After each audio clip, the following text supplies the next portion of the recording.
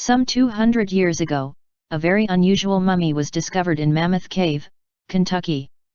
There are a couple of things about the mummy which completely challenge what we have taught to believe about history books, especially about the ability and accomplishments of the ancient Egyptians, their intricate transoceanic voyages, and their influence in other ancient cultures.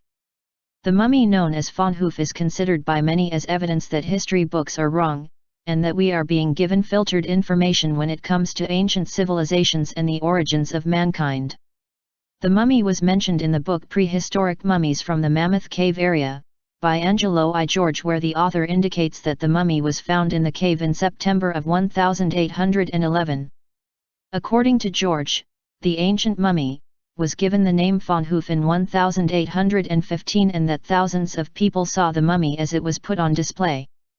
But what's the story behind the mummy, and why is it so important?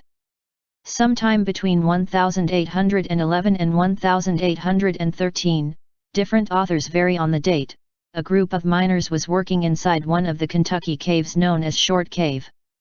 One of the workers who was excavating came across a hard surface which proved to be a large rock with a flat surface. After miners had removed the rock, they discovered a crypt that contained a mummy inside. But it wasn't an ordinary mummy. In the past, such discoveries were not given much importance, and people looked to make a profit out of history. In 1816, Nahum Ward from Ohio visited the cave, purchased numerous artifacts and the Fawn Hoof mummy. In addition to the Fawn Hoof mummy, Ward also purchased other mummies, and some of them were over 2,500 years old. Years went by, and the collection purchased by Ward was placed in a traveling exhibition of rarities. Through the years, the Fawn Hoof mummy traveled across the country. It was first taken to Lexington, Kentucky, and later transferred to the American Antiquarian Society.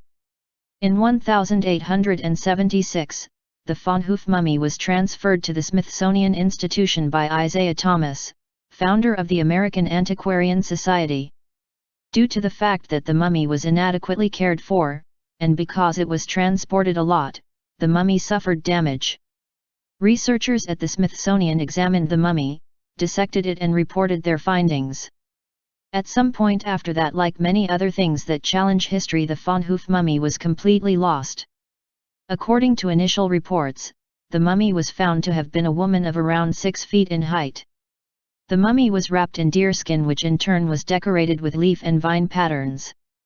The mummy was found to be in an extremely well-preserved conditions, even though the mummy was not analyzed by researchers for over 60 years after it was initially found. Among the more unusual finding was the fact that this mummy, like other mummies found in Peru and Bolivia in recent times, had red hair. It was concluded that the hair was cut to a length of 1/8 of an inch, except for the back of the mummy's head where the hair was about 2 inches long. Based on the artifacts found where the mummy was buried, it is believed that the woman was of great importance in ancient times. However, researchers noted that among the most fascinating details about the Fawn Hoof mummy is the fact that it was prepared and embalmed in an eerily similar way as the ancient Egyptians used to.